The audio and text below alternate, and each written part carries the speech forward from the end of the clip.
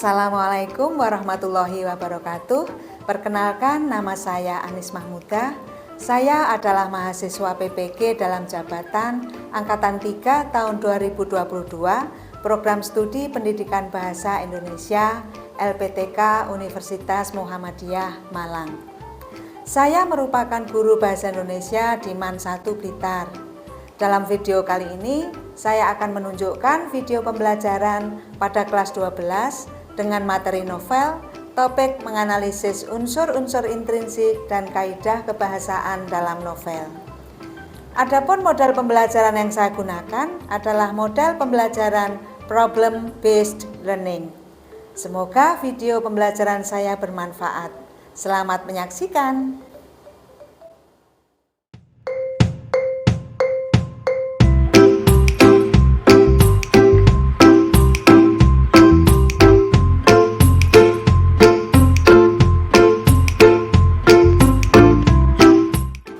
Assalamualaikum warahmatullahi wabarakatuh. Waalaikumsalam warahmatullahi wabarakatuh. Apa kabarnya hari ini anak-anakku? Alhamdulillah. Siapa yang tidak masuk hari ini? Nihil. Tepuk tangan. Baik, sebelum kita memulai pembelajaran hari ini, mari kita berdoa. Silakan ketua kelas memimpin doa.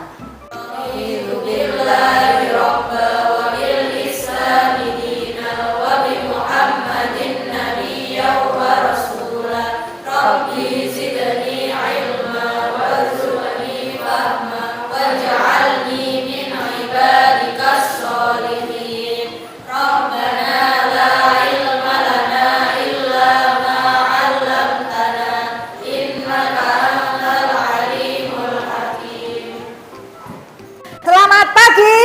Pagi. 12 agama 1. Pagi bisa. Prestasi. Yes. Tepuk tangan. Baik anak-anakku, Bu Anis mau menunjukkan bahwa yang kita pelajari hari ini tentang novel ya. Jadi tujuannya setelah mengikuti pembelajaran ini, nanti kalian mampu mengapresiasi teks fiksi. Nah, indikator pencapaian tujuan pembelajaran ada 3. Yang pertama, kalian dapat menganalisis unsur intrinsik novel, kemudian dapat menelaah unsur kebahasaan, dan yang ketiga dapat mempresentasikan hasil analisis kalian nanti di depan kelas ya. Kemudian teknik penilaiannya ada 3. Jadi penilaian sikap, bagaimana sikap kalian dalam pembelajaran ini. Kemudian penilaian pengetahuan, nanti akan ada tes formatif di akhir pembelajaran ini. Kemudian nilai keterampilan itu ketika nanti kalian presentasi. Kemudian untuk manfaat pembelajaran berdasarkan tujuan pembelajaran, menurut kalian manfaat apa yang akan kalian peroleh? Jadi tadi kan tujuannya menganalisis unsur intrinsik ya, kemudian menganalisis kaidah kebahasaan. Kira-kira manfaat apa yang akan kalian peroleh? Dengan mempelajari unsur-unsur intrinsik dari novel, jadi tahu kayak tokoh-tokoh dalam novel tersebut lebih dalam, terus tahu tema dari novel tersebut. Iya, ayo tepuk tangan untuk Nabila. Ada lagi? Apa manfaat yang terkait dengan unsur kebahasaan mungkin? Ada konjungsi kronologis, ada majas.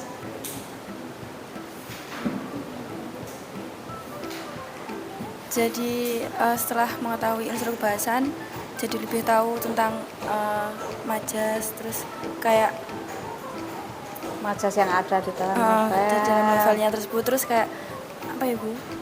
Kebahasaannya, kayak gaya bahasanya dan lain-lain.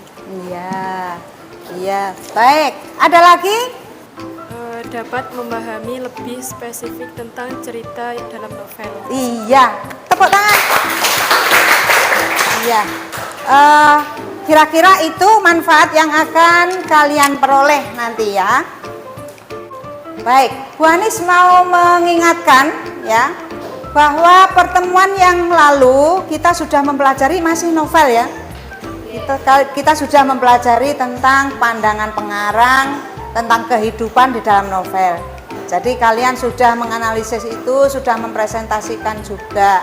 Nah, hari ini kita masih mempelajari novel, tetapi akan menganalisis unsur intrinsik dan kaidah kebahasaan. Ya.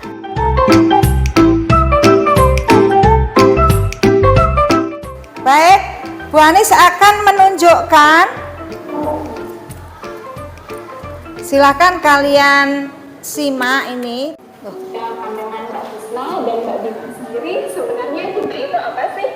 Cinta adalah kekuatan yang mampu mengubah duri jadi mawar, mengubah cuka jadi anggur. Lo sama? Anta Indonesia, Ada juga dari Indonesia.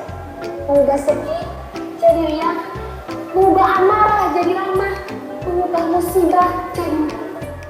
Sudah lihat semua ya? Apa yang kalian tonton tadi?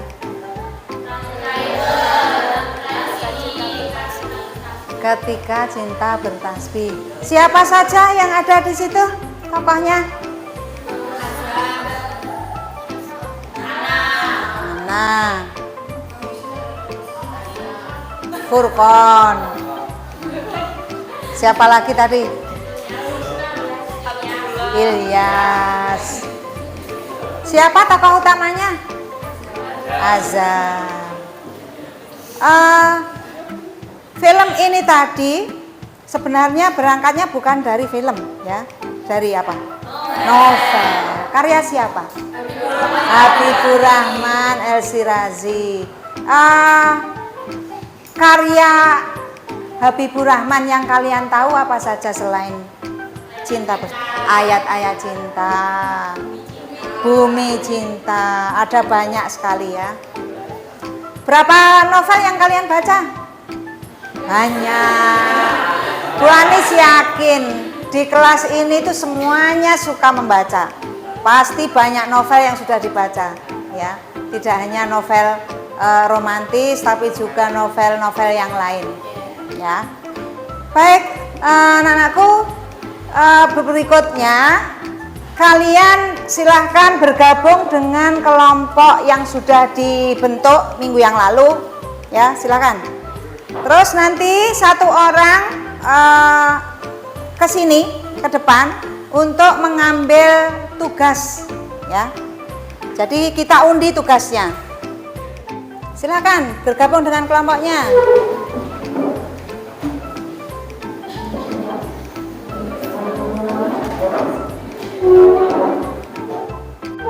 Oke, sudah bergabung dengan kelompoknya? Sudah. Jadi nanti kalian akan menerima LKPD nanti ya.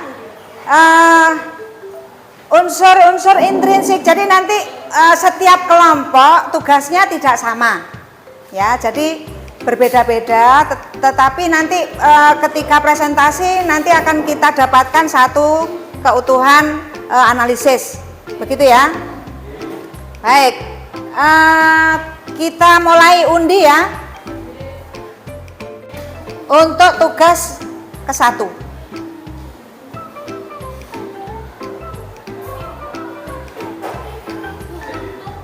Oke, kelompok 4. Ya. Ambil. Kemudian yang berikutnya tugas 2,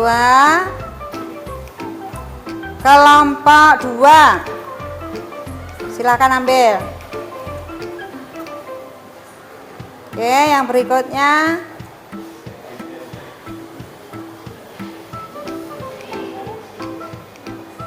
kelompok 3, berarti sisanya ya itu. Sudah ya? Baik, silahkan dibuka LKPD-nya. Jadi masing-masing kelompok sudah mendapatkan ya. Ini kelompok berapa? Coba pinjam satu. Nah, pinjam satu. Ini yang dianalisis unsur ini unsur kebahasaan ya.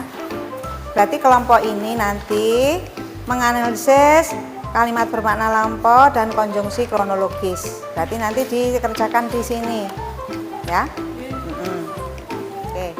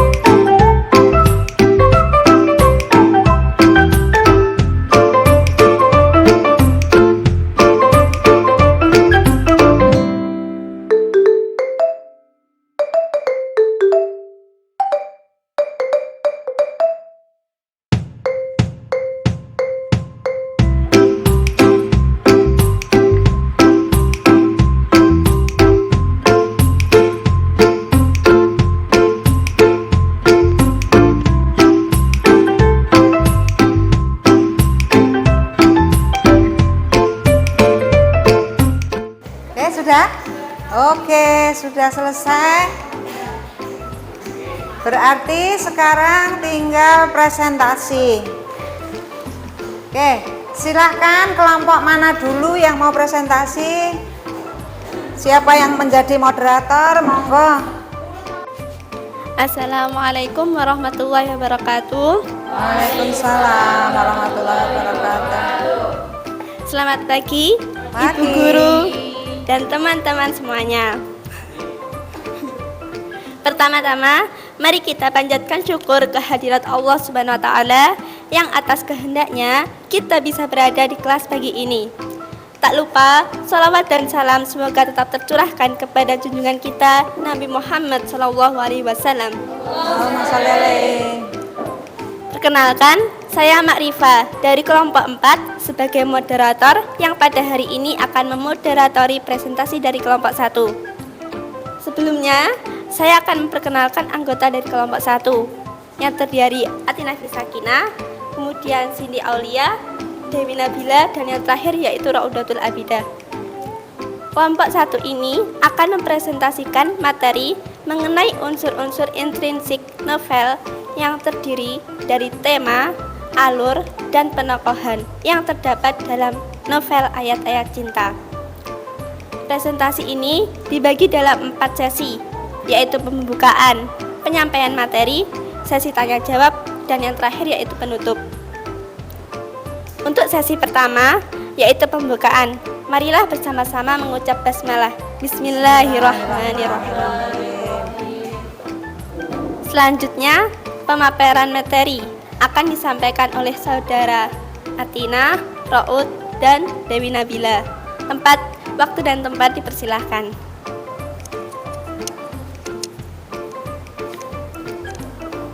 Tema yang diangkat dari novel Ayat-Ayat Cinta mengisahkan tentang kehidupan sosial mahasiswa Al-Azhar dan pendidikan dakwah yang yaitu perjuangan Fahri dan menuntut ilmu di Kairo, Mesir. Bukti kutipan bahwa seorang Fahri berjuang dalam mencari ilmu terdapat dalam kalimat berikut. Dengan tekad bulat, setelah mengusir segala rasa aras-arasan, aku bersiap untuk keluar. Maka aku harus tetap berusaha datang selama masih mampu menempuh perjalanan sampai ke Subra. Meskipun panas membara dan badai debu bergulung di luar sana. Meskipun jarak yang ditempuh sekitar 50 km lebih jatuhnya.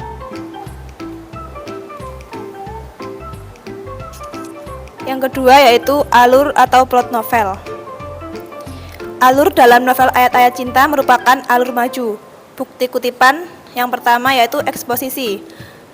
Pada saat Fahri memulai pendidikan di Universitas Al-Azhar dan tinggal di flat bersama rekan mahasiswa dari Indonesia. Kemudian dikenal dengan tetangga dekatnya, yaitu Maria sekeluarga, serta menjalankan perkuliahan sebagaimana mestinya, serta mengenal orang-orang Mesir, diantaranya Syekh Utsman, Syekh Ahmad, dan tak lupa teman-teman aktivis dari Mesir, juga teman sepermainan Fahri pada saat main bola. Yang kedua, komplikasi. Dimulai pada saat malam hari. Di sana ada gadis yang disiksa oleh gadis itu adalah Noura. Dia disiksa di bawah dekat flat Fahri dan kedengaran oleh Fahri. Dia hendak mau menolong, tapi Fahri enggan karena dia seorang gadis perempuan.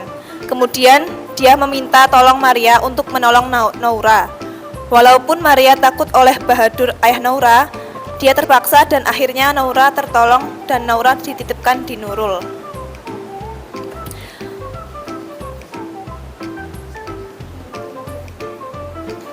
Yang ketiga yaitu klimaks. Saat Fahri di dalam penjara dituduh dan disiksa habis-habisan dan dipenjara di bawah tanah karena telah menghamili Noura, gadis yang ditolong Fahri dari kekejaman Bahadur. Di sana Fahri mengalami kesedihan yang luar biasa. Yang keempat, resolusi. Akhirnya jalan satu-satunya Fahri terpaksa menikahi Maria yang terbaring koma karena alasan dia akan sembuh apabila disentuh oleh Fahri, serta Fahri tertekan akan beberapa hal termasuk dari Aisyah dan orang tua Maria.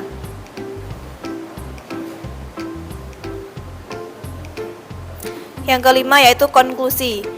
Fahri memiliki dua orang istri yang solihah.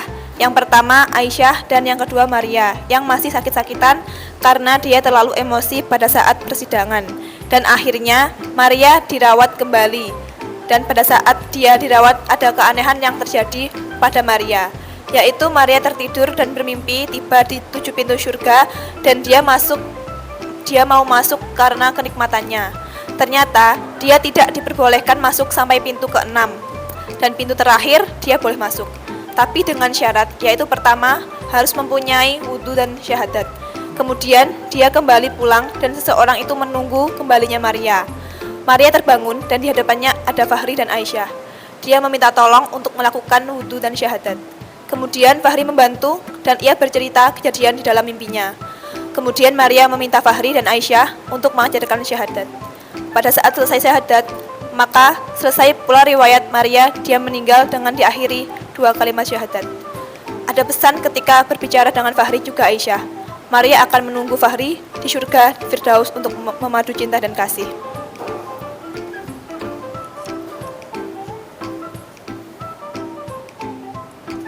Yang ketiga, ada tokoh atau penokohan dalam novel. Tokoh terdiri dari yang pertama Fahri, bukti kalimatnya terdapat dalam halaman 22 yang berbunyi, "Hei Fahri, panas-panas begini kau mau kemana?" Yang kedua ada tokoh Maria, bukti kalimatnya, Maria gadis yang unik, ia seorang Kristen Koptik, terdapat dalam halaman 23. Yang ketiga ada tokoh Noura, bukti kalimatnya, namanya Noura, nama yang indah dan cantik, terdapat dalam halaman 73. Tokoh keempat yaitu Aisyah, bukti kalimatnya Aisyah melihat jam tangannya, terdapat dalam halaman 94. Tokoh kelima yaitu Tuan Boutru, bukti kalimatnya, agar kau mengetahui bagaimana perasaan Maria terhadapmu, sebenarnya kata Tuan Boutrus, terdapat dalam halaman 369. Tokoh berikutnya ada Madam Nahed, bukti kalimatnya, nyawa Maria ada di tanganmu, ucap Madam Nahed dengan seterusnya. Terdapat dalam halaman 375. Tokoh selanjutnya ada Syekh Ahmad, yang bukti kalimatnya, usai salat aku menyalami Syekh Ahmad, terdapat dalam halaman 30. Tokoh selanjutnya ada Rudi, bukti kalimatnya, Rudi keluar kamarnya dengan ceria, terdapat dalam halaman 59. Tokoh selanjutnya Saiful, bukti kalimatnya, kalau ini usul yang sulit ditolak, sahut Saiful. Tokoh selanjutnya ada Hamdi, bukti kalimatnya, beli juga Tamar Hindi ya, sahut Hamdi. Tokoh selanjutnya ada Syekh Utsman, bukti kalimatnya, pertanyaan Syekh Utsman, maksud Syekh bagaimana.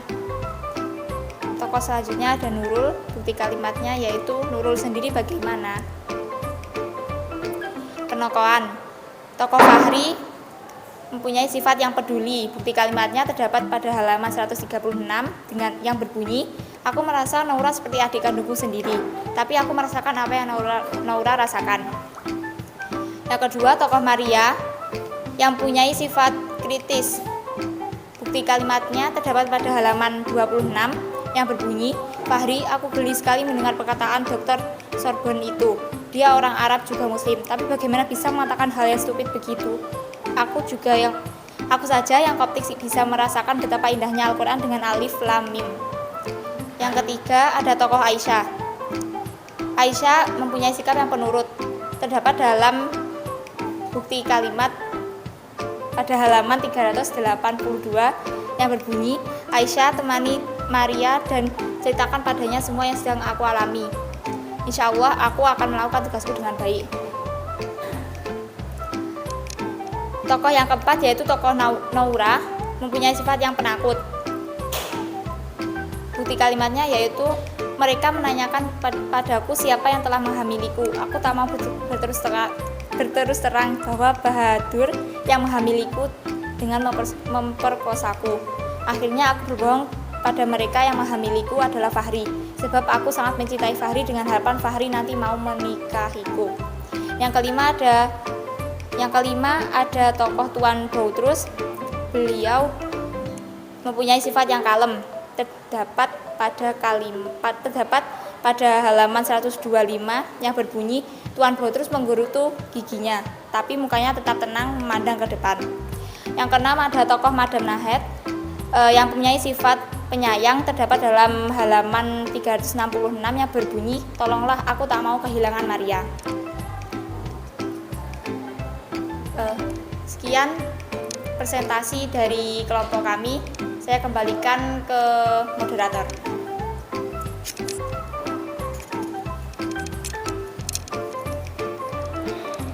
Terima kasih saya sampaikan kepada pemateri yang telah menyampaikan materi dengan baik. Setelah pemaparan materi adalah sesi tanya jawab. Bagi teman-teman yang ingin bertanya, silahkan acungkan tangan, sebutkan nama, dari kelompok berapa, dan apa pertanyaannya. Silahkan.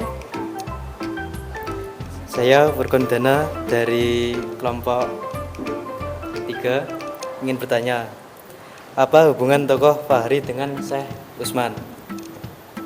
Terima kasih. Untuk kelompok 1, silahkan menjawab pertanyaan dari kelompok 3.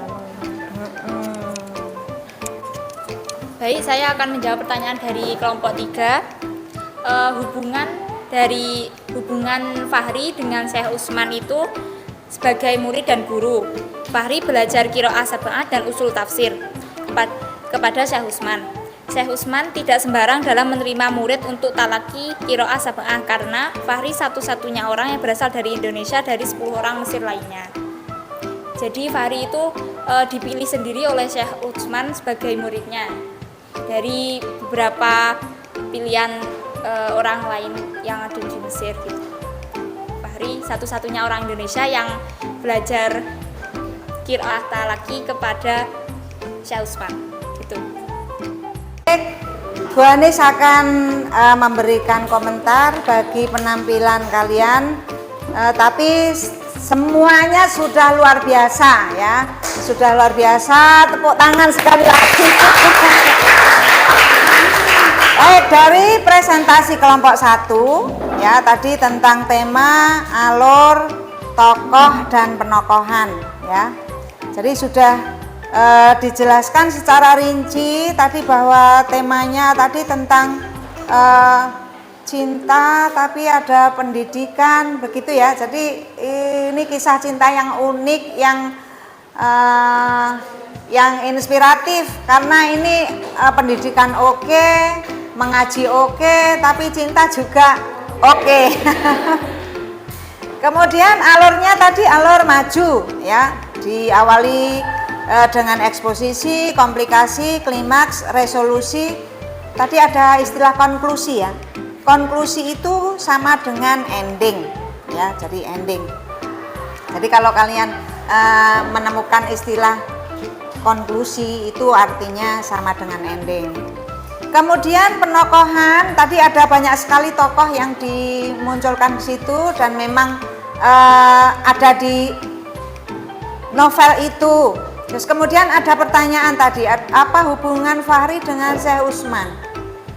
Sudah dijelaskan dengan gamblang tadi bahwa hubungannya antara guru dan murid, ustadz ya, karena ternyata Fahri itu satu-satunya orang Indonesia murid Syekh Utsman. Jadi semuanya orang Mesir, hanya Fahri saja, dan orang Mesir itu tidak ada yang iri. Mengapa Syekh Utsman itu sangat perhatian kepada Fahri? Karena Fahri itu selain dia ganteng, dia juga rajin dan sangat tekun, gitu ya. Demikian, semuanya sudah bagus penampilannya. Tepuk tangan sekali lagi. Baik anak-anakku, untuk mengukur apakah kalian sudah memahami materi semuanya hari ini, kita lakukan tes formatif ya.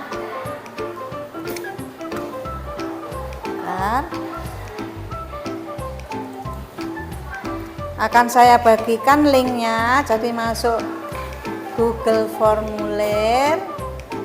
Saya bagi linknya ke grup kelas.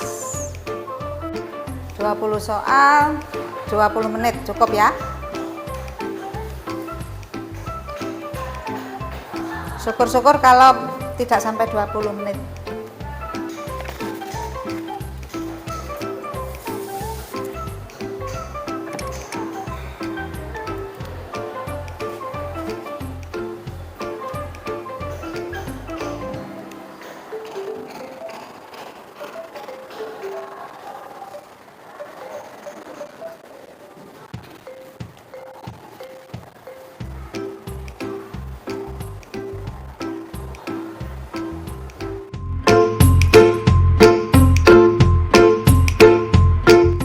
Sudah selesai?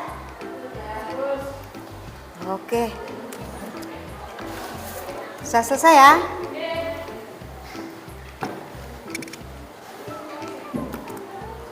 Baik, kalau sudah selesai, apa kesimpulan yang bisa kita ambil di pembelajaran hari ini?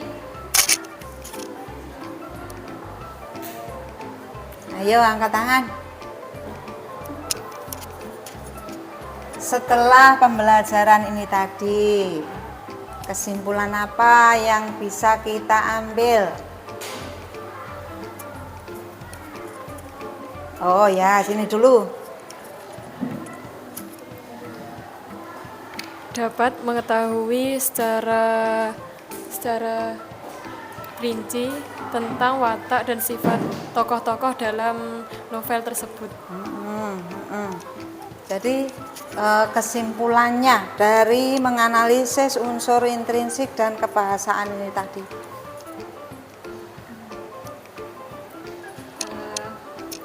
Dekat-dekat, nggak dengar. Jadi mengetahui alur dari novel Ayat-Ayat Cinta, dari alurnya kan maju. Ya. Terus tadi ada yang presentasi menjelaskan alurnya mulai dari yang pertama sampai terakhir. Terus tahu unsur intrinsik kan banyak. Ya, apa selain alur pandang, ya, sudut pandangnya apa tadi? Orang. Sudut pandang orang pertama. Ya. Terus kalau yang kaidah kebahasaan, jadi tahu kayak majas-majas yang ada di dalam novel tersebut dan lain-lain. Iya. Ada lagi? Sini mungkin.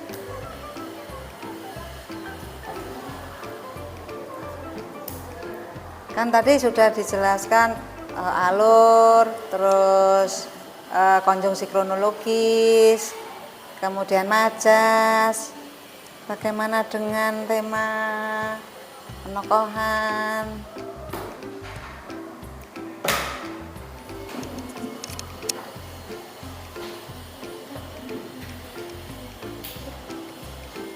Mungkin kita dapat mengerti lebih detail dari cerita tersebut. Kan tadi sudah dijelaskan bahwa bisa mengerti dari mulai majas, tema alurnya. Nah, itu kan kita bisa lebih mengerti secara detailnya. Seperti itu. Ditambahkan Sania? Maksudnya menambahkan dari Imada tadi kan tahu lebih detailnya itu kayak tema dari novel tersebut, terus penokohannya siapa saja, terus watak tokohnya juga bagaimana. Itu Bu. Udah Bu. Baik, berarti boleh disimpulkan dari pendapat-pendapat kalian tadi bahwa kesimpulan yang bisa kita dapatkan hari ini bisa mengetahui semua unsur intrinsiknya memang ada, ya, memang ada dan memang terbukti di kalimat-kalimatnya, begitu ya. Terus apa yang kalian rasakan hari ini menganalisis unsur intrinsik dan senang ya. Yang sulit apanya? Ada kesulitan nggak? Mencari bukti kutipannya. Soal misal kan banyak halamannya, ini susah, Tidak bisa di-short. Terus kemudahannya apa? Dulu aku kan di kelompok jadi lebih mudah. Sendiri itu lebih susah. Siap. Terus kalau misalkan itu kesulitanmu, terus caramu untuk mengatasi kesulitan itu apa? Dirundingkan bersama. Jadi lebih cocok ya berkelompok ya. Baik. Berapa pendapat dari beberapa orang, nggak cuma sendiri gitu mikirnya. Jadi ada banyak pendapat, akhirnya mendapatkan satu yang bagus. Baik, oke. Yes. Baik. Anak-anakku, untuk materi minggu depan, materi yang akan datang artikel. Ya, jadi silakan kalian baca-baca materi yang sudah ada di e-learning supaya nanti ketika kita masuk kalian sudah punya gambaran nanti yang akan kita pelajari apa. Ya. Baiklah anak-anakku, untuk menutup pembelajaran hari ini, mari kita berdoa supaya apa yang sudah kita pelajari hari ini bermanfaat. Ya. Silakan berdoa.